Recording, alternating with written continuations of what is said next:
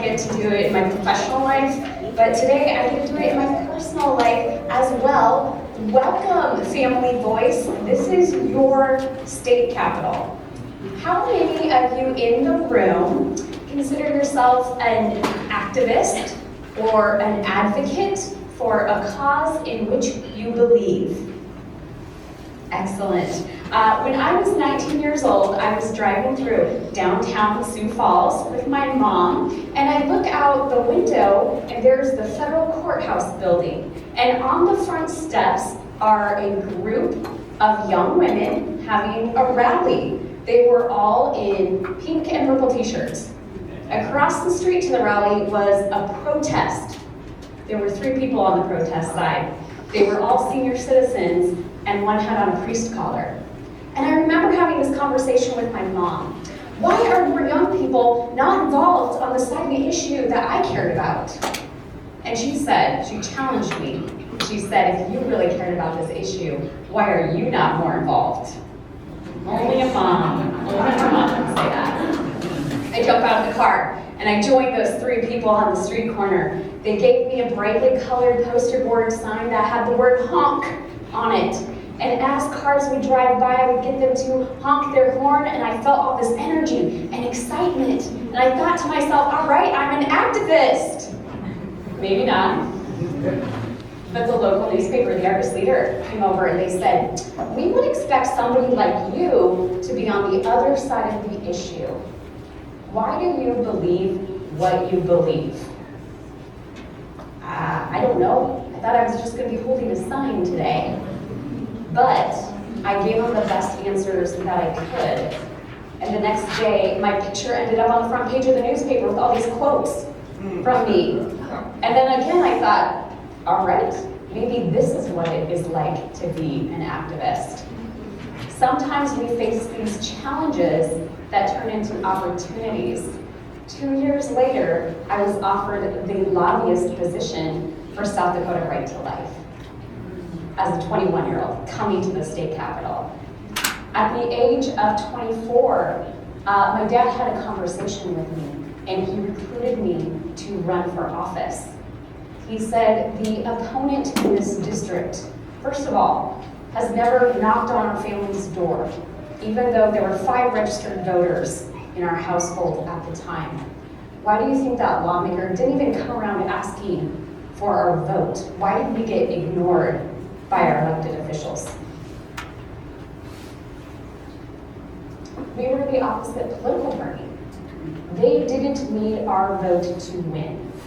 A Republican hadn't won in our district for over 30 years. That meant that they certainly didn't ask for our opinion when it came to the actual lawmaking. This particular candidate had actually been a registered nurse and had talked about performing a 3rd trimester abortion. And I knew, as she was going on the ballot unopposed, that I at least wanted to challenge her in that race. I probably wasn't going to win. The odds were not in my favor. I ran as a 3rd party candidate. The Republican Party had basically decided that they would give their time, talent, and treasure to more winnable districts. So they're just going to let this district slide. We're not going to win that district. Okay, I'll enter the race. But I was not the typical candidate. I didn't have financial success. I didn't have business success. I'd been homeschooled K through 12, didn't have a college degree, and I lived at home with my family. But I knew I could go out into the neighborhood and talk to people. And it shouldn't just take a campaign to start to get to know your neighbors. I decided that, while there's many people of the opposite political party, I bet we could still agree on a lot of values that we had. So I decided that if I knocked on a senior citizen's door near St. Joseph's Cathedral in Sioux Falls, that maybe they were like a pro-life Democrat, and maybe I could gain their support. This worked many times if I saw a senior citizen open the door, and I would say, hey, I'm Jenna, I'm a pro-life candidate, can I have your support? Eventually I came to a door where a woman opened it. I saw she was a senior citizen. I said that line, and she said, I've seen you around, and I want to tell you to stop spreading lies. Abortion does not hurt women. She said, I've had children, I've had a miscarriage, and I've had an abortion, and I think you should just stop. I was kind of taken aback. I said, you know what? Thanks for sharing that with me. Maybe we don't agree on that issue, but perhaps there are other issues we do agree upon. So I just kind of walk away from that door, and I kind of felt like, oh, I had one chance. I blew that one chance of her answering the door. And so I felt like maybe I should write her a note. Again, thanks for opening the door and things so differently than you. I really appreciated that. And so I sent off that note, and then the weekend before Election Day, I remember walking by her house. I saw my opponent's sign in her front yard, and I'm like, I just can't walk on by. I'm gonna go back up there. And so I go and I knock on the door, and she opens it. She says, I got your note. And then she gave me a great big hug. I've already early voted for you. And then she said, you can put a yard sign in our yard next to your opponents. How do we explain that? Okay, relationships are never hopeless. You can always go back and restore, even when somebody tells you no for the first time, or you feel like the gap is too wide. Also, what I maybe came, if I had listened to what she cared about, it was probably not the social issues that I cared about. Different people have different motivations for voting, for running for office. She cared about being a senior citizen on a fixed income and caring about her property taxes being too high, that she was concerned she wouldn't be able to keep her house. Those are valid concerns and valid reasons for her to get out and vote. I just needed to go back and restore some of those relationships sometimes. So it's never hopeless. People vote for different reasons than you do.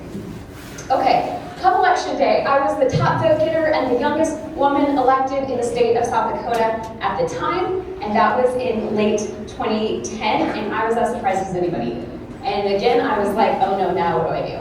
And I remember that evening, at the election party, going to those individuals who wrote me the $25 check, the $50 check, and I said, oh my gosh, thank you so much for supporting my campaign and for always believing in me. And they said, oh, we didn't believe in you, we felt sorry for you. That's why I wrote you the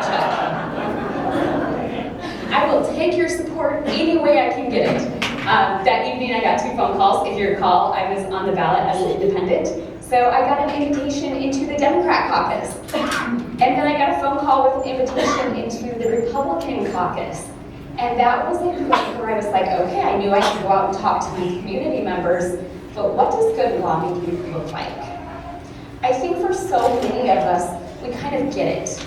We know that we should volunteer during election season. We know we should vote, but then we kind of hope that if we vote for our own political party, if our person wins, we'll just let them go. They'll probably make good decisions for us, right? Family Voice is not a campaign. They're not just here during campaign season. They are here during actual lawmaking. Should there be hundreds of new laws today that there weren't yesterday? It is really important for us as voters, as activists and citizens, to be engaged throughout the lawmaking process. I became vice chairman of the Education Committee, and then many times, day after day, I would hear people come in, either lobbyists or teacher union members, and they would say, when should the first day of school start after Labor Day? What should the busing routes look like? We need more pay. We need more money for infrastructure. Very rarely, but occasionally, a parent or a student themselves or even a teacher would come in and say, how can I ensure that my child is receiving the best education possible so that they can pursue a life of meaning? And when that average Joe person would come in, the lawmakers, they actually listen. They kind of get tired of hearing their own colleagues or the same old lobbyists talk day after day. They find it refreshing when you as a constituent say, the issue that you're talking about today matters to me and my family and my community, and they want to lean in. So has anybody been to the Capitol prior to today during legislative session? Okay, is this anyone's first time at the state Capitol? Okay, we have a few. Excellent. Has anybody ever offered public testimony on an issue they cared about? All right, about 5 people. Awesome. Sometimes we have barriers in our mind that stop us. Sometimes the barriers are external to us, like the state capitol is far away. How many of you have been going on like 12 hours being awake right now? It is hard to get to the state capitol when the wind chill is -15 and 200 miles away from home. I taught this to a group in Alaska, and an external barrier to them was our state capitol is like 9 hours away, and it's waterlogged, so you also have to fly. That is a barrier where I feel like I can't overcome that. It's too difficult for me to go and advocate for the issue that I care about. Sometimes we have internal barriers, things that we think about ourselves that are stopping us from being that champion that we want to be. I was teaching this in New Hampshire to a group of lawmakers, and one lady, lawmaker, she stood up and she said, I just hate going to the lectern to speak about the issue I care about because I'm so bad at public speaking. I just feel like I have this squeaky little voice and that nobody will listen to me. Nobody thought that about her. She's the only one who thought that about herself. And so we need to identify what those either external barriers are or those internal barriers. And then we want to communicate and seek education around how we can overcome those barriers so that we can be the best advocate that we possibly can be. So why is this so important? Or maybe I need to ask the question, is engaging in the lawmaking process important? Yes. Yes. Yep. The writers of the Declaration sure thought so. That to secure these rights, governments are instituted among men, deriving their just powers from the consent of the governed. Who's the governed? Who should be giving consent? We the people, and that is the people's house. So we want to engage in the lawmaking process. We want to protect our rights, and we also don't want to assume that lawmakers know what issues we care about just because maybe our own party affiliation got elected. The right to be heard does not automatically include the right to be taken seriously. Am I right? How many times has somebody on Facebook shared their status or their opinion with you and just didn't take them seriously? You know too much. Or has somebody come to you with a petition and said, hey, would you sign on to this cause so I can get it on the ballot? And you don't take them very seriously. When I first got elected, it was a surprise to everyone. I became a very popular person overnight because nobody expected this. And so I got invitations to socials. And it would come addressed to my parents' house, and it would say, the Honorable Jenna. And my mom and dad would look at that piece of mail and be like, the Honorable? Clearly they don't know you if they're calling you that. Fair. So one time, my mom, a couple years ago, she was wanting to send an email to the education committee. So she typed out this email and she said, hey Jenna, would you mind looking this over and let me know if it's a good email? Grammatically perfect. Of course it was, because she was my home educator, right? I knew it was going to be a good letter. And I said, it depends what you're trying to accomplish. This is a very good opinion, but I don't know that you're actually going to be able to persuade anyone. Do you want to find anybody on the fence that you can persuade to your cause? Or do you just want to put your stake in the ground and say, this is what I believe? And she said, well, I just want them to know what I believe. Then it's a great letter. But you need to determine if the cause that you care about or your issue, if there's some people who are on the fence that you want to persuade. If you do want to be more persuasive, and that is part of your goal, there are things that we can do. to be taken more seriously and to have leadership under them. So how do we approach lawmakers? We want to build relationships with them and create connections. So every good lobbyist already knows the best time to lobby is when you have nothing to ask for, when there is no agenda, when you do not make it transactional. That is why lobbyists, especially in South Dakota, come back year after year. Many of you have met an elected official, the governor, the attorney general, as I was hearing earlier, a state lawmaker. That person will probably remember you next time you come back. When you say, hey, I'm here, I'm maybe from this district in Rapid City or Sioux Falls, here at Family Voice today, this is the issue I care about, they're going to remember you again next time. You're building that relationship with them. So show kindness and warmth. I wrote this. What I usually say is, be nice. And I yell it at people.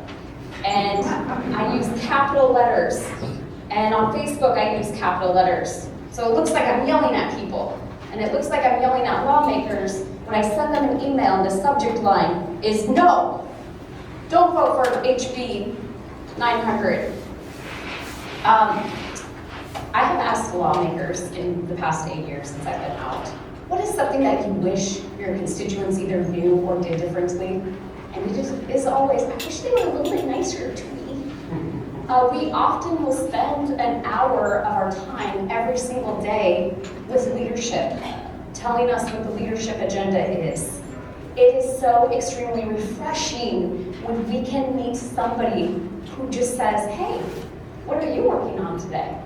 Very few people think to even ask that of their lawmaker. They might say, this is what I care about. Another tip is when you are emailing your lawmakers, to include the bill number that you're advocating for, but also give it some context. What is the issue? Or what is the heading of that? Don't just make it as simple as, so how are we going to vote on House Bill 900? What's House Bill 900 again? Like, you want to kind of frame that a little bit differently to help them out. You only have one opportunity to lose your good name or your reputation. Of course, as we learned earlier, you can always ask for forgiveness. And it's never too late, but there's something about the halls over there in the Capitol. The halls are listening. So other lawmakers might be looking at you on how you treat people. They will look to you on how you treat staff, interns, pages. So always pay attention that there are listening ears and watching eyes. So always be kind and considerate. Also, we're learning that our top issue, especially legislatively, is not always their top issue. So when you give context to a bill, you want to be very succinct. You can ask them if you see them scurrying from one committee to another, do you have just 2 minutes? Could I just talk to you for 2 minutes? They might say no, and that usually isn't really meant to be rude or off-putting, but it's that they're late for a committee that they're maybe supposed to be. So just say, do you have about 2 minutes of your time, and could we talk about HB 900, which is this issue? I'd really like to pick your brain on something. Say it kind of like that, and then be respectful of that specific time limit. We want to also offer solutions. It's not always about yelling at our lawmakers and telling them to vote one way or another. It's not about threatening them, and by threatening, we don't actually threaten people. We say, we're going to primary you, or we're going to run a candidate against you. But we don't want to threaten people to do that because we want to build relationship with them. And so that means that we want to offer them solutions as well. What could a solution look like? It could look in the form of an amendment. Yes? Talking points, yes. Something that would be really important to offer support to your lawmaker is intellectual support. You can give them talking points And if you noticed in South Dakota, is we don't have a full-time staff as a lawmaker. So if you do some of that research for them, they will take your talking points, they will use it in committee, and they will also use it on the floor. When you offer intellectual support, put your name on that piece of paper, put your phone number on there, your email, and say, hey, day or night, text me, call me, I'll be here if there's anything to clarify for you. Have you ever offered that type of support to a lawmaker? And how did they respond? They smile on their face. You just made their job easier. You did their work for them. Of course they're going to be thrilled. Because also when it comes to intellectual support, could you possibly be an expert over hundreds of issues? These issues get introduced into the legislature every year. No. And yet, at the end of the day, a lawmaker has to vote either green or red every single time. I knew that for myself personally. Agriculture, tourism is our #1 and #2 industry. So I grew up in the city. So I was needing to make a lot of decisions for agricultural issues, and I had no background in that. I really needed to find people who could support me on some of those issues and help educate me on them. Can anyone argue with what your own personal experience has been, or your own story? This is actually one of the best ways when you need to confront a lawmaker. I talk a lot about building support and building relationship, but the reality is sometimes there are instances where we need to confront them. And the best way to do that is to talk about your own personal stories, what you personally have experienced, because nobody can argue with what your experience is. So get to know your lawmaker, have them know you in like a normal neighborly way, and they will respond differently to you when you start to share your story. We do not have to do this alone. This is why places like Family Voice say, let's wake up at 5 a.m. and let's go to the Capitol together. You are not alone. You can take your friend with you, you can take your wingman with you. I like to go and have a wingman with me, and I say, okay, I'm gonna start talking with the lawmaker, but I know I'm gonna run out of steam, and I'm gonna make the conversation awkward. Can you step in when I start to do that? And can you kind of like fix it and get me back on the talking points? If you and your friend do that together, it kind of emboldens you to feel like I'm not alone. Bring a friend with you when you talk to your lawmaker. What is the best form of communication in talking to a lawmaker? It varies. I don't know. I couldn't tell you. What are some options? Email. Who here has emailed their lawmaker? Excellent. Has anybody have the personal phone number and have you called them? A few people have called them. It kind of depends. You want to power map and look specifically over the person you're trying to influence, like your lawmaker, which type of communication method would they prefer? Somebody like me, I don't answer the phone anymore. I don't answer the phone when my own mom calls me. But what I do, if I see her name pop across my screen, is I immediately text her. And I say, oh no, is there an emergency? Why are you calling me? Is something wrong? No, that's her preferred method of conversation, is through phone, and mine would be through texting. Other people like to be through direct message on Facebook. I, during the legislature, really liked direct message on Facebook because I knew the context of who that person was. They usually would introduce themselves as a constituent, and I would be able to see the history of our conversation. So I would be able to scroll up and be like, oh, this person congratulated me when I won my campaign. Oh, they're kind of paying attention to what I'm doing during session, and now they're advocating for a cause in which they believe. Or maybe they're saying, hey, I'm coming up next week, and I have 2 minutes of your time. And so that history kind of made sense to me, but it also felt less formal rather than an email on a state account where I'm like, oh, who's going to be reading these emails? You know, the government, well. And so I just prefer to stick to social media sometimes. So you don't necessarily know what type of communication your lawmaker would prefer. so you can ask them. And so it's not what you, as an activist, might prefer, but it's how would they best communicate back to you. How many times have we sent an email and we get no response? Has that ever happened? It's so frustrating because I just spent like 2 days and 2 hours of my time composing this perfectly nice email, and now nobody is talking back to me. Where does that email go? People ask me all the time, does my lawmaker actually read my email or communication to them? And the answer is, Manny, do lawmakers read almost every single email, especially when it comes from a constituent?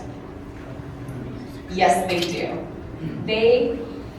Lawmakers are very interesting because they have a very specific goal that they want to achieve in the future. And what might that be? What is the motivation for an elected official? To get re-elected. So they want to actually please their constituency. They actually do not want to make everybody in the district mad. They want to make everybody in the district happy with them so that they can get re-elected. So they don't ever intentionally ignore your emails. They might be like, well, the vote was yesterday, it's too late to respond, I'm not going to. Or they might even in their head be thinking, I'm going to vote that way anyway, so I'm just gonna not respond. But they're still reading your emails and they still matter and make a difference. Also in person, you making the sacrifices to wake up at like 3:30 a.m. to come here, the lawmakers see that and they feel that support, and that is so meaningful to them. I recall one day when I served in the House, it was veto day. The way I'm going to frame this might be a little slanted, so just consider that, but it was veto day.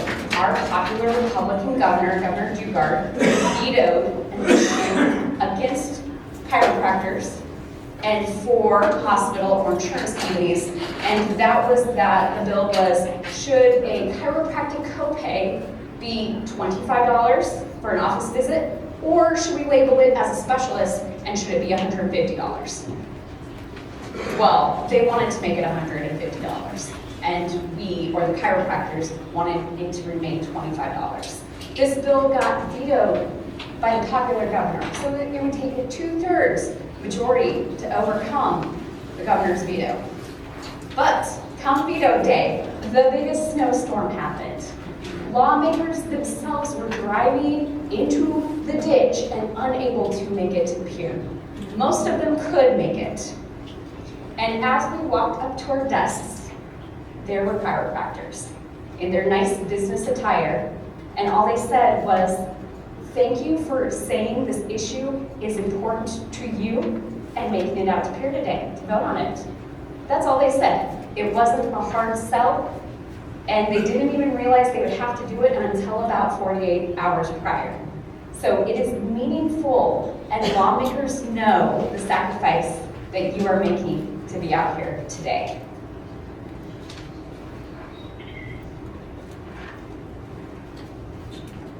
So we talked about intellectual support. There's also public support. Today you're all out here with Family Voice. You're saying these issues that Norman has already talked about matter to me. You're all wearing name badges that have the same identifier. You're saying, I will be here when you make hard votes, difficult votes. I'm going to be standing beside you, championing you. That is public support. Moral support. Does anybody write a postcard to their lawmaker that says, I'm praying for you this legislative session? I received those. Those are very meaningful to me to say that regardless of my political party, regardless of whether we agreed on the vote, there's somebody back home who cares about me and is praying for me. One of the years I was in the House, my grandmother passed away. And my mom received, many sympathy cards and flowers, but I received one condolence card. And this individual had cut out my grandmother's obituary from the newspaper and sent it to me and and said, I think your grandmother has passed away. You have my prayers during the session. There's a lobbyist. So not a friend, not an extended family member of mine, but a lobbyist basically said, I see you and I care about you. What do you think that made me think the next time I saw that particular lobbyist? Wow, what a nice, caring guy. All because you treat somebody neighborly and kind. And as Norman said earlier, that is one of the greatest treasures that we can possibly have in South Dakota, is that we get to be part of the lawmaking process. So that Capitol over there, those doors, you do not need a special invitation to go and advocate for the cause of which you believe. If you do need a special invitation, this is it. It's jump on a bus, come out here, talk to your lawmakers. I want to challenge you in the same way that my mom challenged me to overcome those challenges and find the next opportunity. What is the next opportunity you can make today when you are out there talking to your lawmaker? And you don't have to ask permission. You do not have to ask permission to go to the Capitol, to publicly testify, to advocate to your lawmaker, or even to run for office yourself. You are invited.